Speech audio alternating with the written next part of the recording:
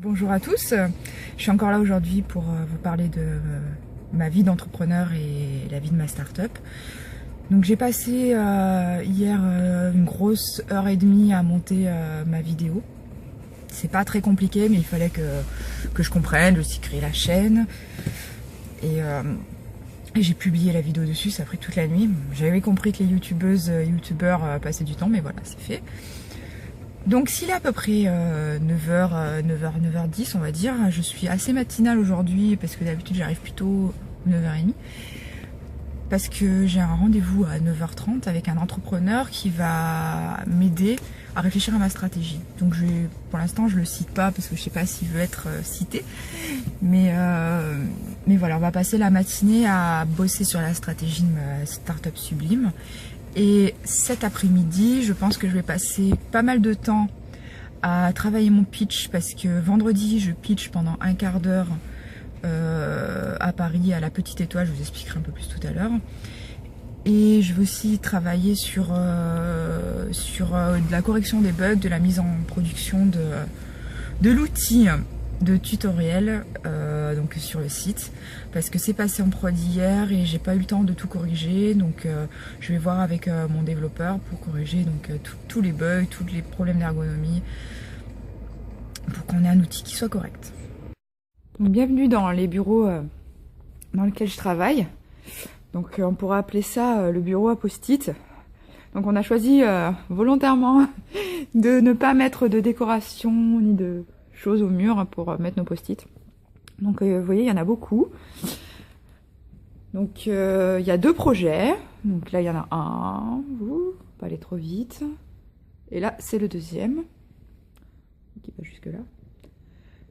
Donc ça c'est sur les post-it, c'est chaque action, chaque fonctionnalité qui font partie des deux projets. Donc je ne vais pas vous parler de celui de gauche parce qu'il est encore confidentiel, mais voilà, je peux vous parler de celui-ci parce que c'est Sublime. Donc là, j'avais fait plein de réunions de brainstorming où je m'étais amusée à mettre, enfin amusée, c'était pas forcément toujours très drôle, mais je m'étais amusée à mettre toutes les actions que les filles pouvaient faire sur Sublime, donc sur ces post-it.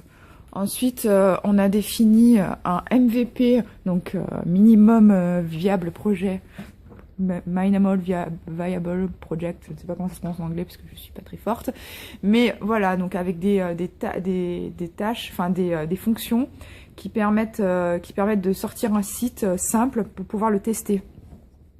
Donc il y en a là avec les indicateurs de réussite, et ensuite il y a un contre-jour, je vais essayer de mettre comme ça. Ensuite, là, c'est des retours qui ont été faits par les utilisatrices avec les corrections par là, avec les nombres de jours de dev ou un petit peu de choses. Donc là, je suis en pleine discussion avec la personne qui développe mon site. Parce que, comme je vous ai dit, hier, j'ai fait une mise en production d'un nouvel outil qui permet aux filles de créer leur tutoriel beauté sur le site.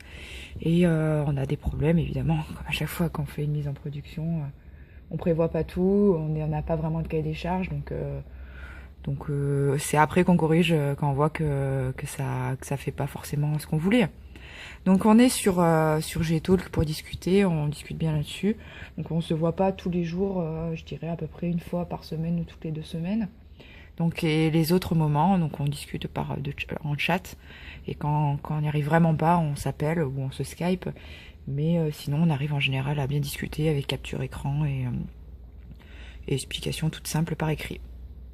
Ensuite, pour la gestion de projet, j'utilise Basecamp qui permet de suivre, enfin c'est un outil plus de gestion de tâches que de suivi de projet. D'ailleurs, il a beaucoup de faiblesses, mais il est assez simple, donc ça nous permet de mettre toutes les tâches, et en l'occurrence là, quand on est dans le bug, dans les corrections de bugs, je dis ce qui va pas, simplement je fais une capture écran, et Romain, qui est mon développeur, me demande les corrections, et j'ai juste à lui dire oui, ok. Alors j'ai déjà dit oui, donc on va pas le mettre 2 fois, sinon ça fait oui, oui. Hop. Et du coup, ça fait un suivi, il a une réponse à ses questions, tous les bugs sont répertoriés, toutes les améliorations sont répertoriées. et ça évite de perdre les informations. 2h30. Et avant-hier, j'ai fait une publication où j'ai parlé d'un partenaire de Sublime. Donc sur la page Facebook, puisque nous avons quand même pas mal de fans, plus de 80 000. Et là, je suis en train de lui faire un petit retour pour mesurer la visibilité qu'il a pu avoir sur ses posts. Je suis avec Bertrand au restaurant, donc il est 12h30 à peu près, 12h30, 13h. Donc on a travaillé de 10h30 à maintenant parce qu'il était un peu en retard, mais bon c'est pas grave, on lui pardonne. Donc Bertrand qui est le cofondateur de Cityvox et qui m'aide à travailler ma stratégie pour Sublime. Et sinon nous sommes au déjeuner sous l'arbre à Rousset, super restaurant. Ça a l'air top. Magnifique. Me revoilà, j'ai passé facilement une grosse demi-heure avec mon développeur, parce qu'en fait quand on a mis en prod on s'est rendu compte que les ronds n'étaient pas ronds, donc on a essayé de trouver une solution pour rendre les ronds ronds et on y est arrivé, puisque dans le tutoriel maintenant quand on fait des ronds, eh ben ils sont ronds. Voilà. C'était le problème de la journée. On a des problèmes des fois existentiels quand même. Comme le site est responsive web design, ça tape, vu qu'on n'a pas d'appli, on a au moins un site qui s'adapte sur les mobiles et sur les tablettes. Donc du coup, sur ce site, on a essayé de simplifier. Je lui ai fait virer le rond que j'avais tout à l'heure qui permettait d'avoir le résultat final. Et on essaie de simplifier un max. C'est pas encore au top, mais on avance. Il est presque 18h et avec Romain, on a mon développeur, on a fait un point sur tous les bugs.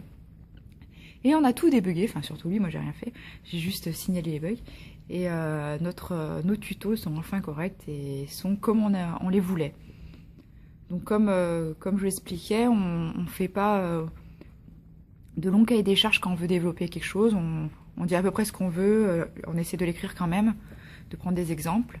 On le fait et après en général on repasse derrière et on recorrige tout ce qui ne va pas, tout ce qui ne nous convient pas. C'est comme ça qu'on fonctionne pour pas passer trop de temps sur les cahiers des charges. En plus, le cahier des charges, c'est pas ma spécialité, on va dire. J'aime pas tout formater, tout imaginer. J'ai besoin qu'il y ait quelque chose de concret et ensuite repasser dessus.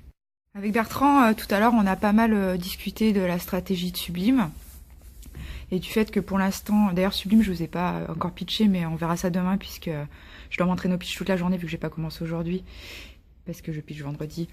Donc vous entendrez pitcher demain. Donc Sublime, pour l'instant j'ai un modèle B2B et c'est vrai que c'est plus intéressant dans une start-up d'avoir un modèle B2C, mais ce modèle je l'ai pas encore trouvé en B2C, donc on part sur le B2B à tester avec principalement des tests qui vont se faire en janvier, donc je vais pouvoir bien tester ce modèle. Sinon c'est toujours super intéressant de rencontrer des entrepreneurs et de pitcher pour eux et d'avoir un retour sur notre projet de par leur expérience. Donc n'hésitez pas à demander des rendez-vous.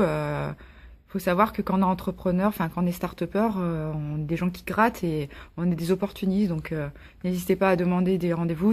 Plein de gens diront sûrement non, mais peut-être qu'ils vont dire oui et qu'ils vont vous écouter et qu'ils vont peut-être vous aider, vous donner du contact. Donc n'hésitez pas. Ce que je retiens de cette journée, c'est que c'est vraiment intéressant de parler son projet à d'autres personnes, surtout à des entrepreneurs pour avoir leur retour. Ensuite, il ne faut pas toujours se faire influencer non plus parce que des personnes peuvent avoir des avis et c'est pas forcément toujours le bon. Même si je ne dis pas que Bertrand a des mauvais avis, mais il faut aussi faire vos preuves et essayer par vous-même. C'est important de se remettre en question, mais il ne faut pas toujours se retourner la tête à chaque fois qu'on parle de son projet à quelqu'un. Donc faites selon vos envies, votre feeling avec votre projet et c'est juste en façon, dans tous les cas, en testant que vous allez avoir la réponse si c'est un bon business ou pas. Je vous donne donc rendez-vous demain. À plus tout le monde.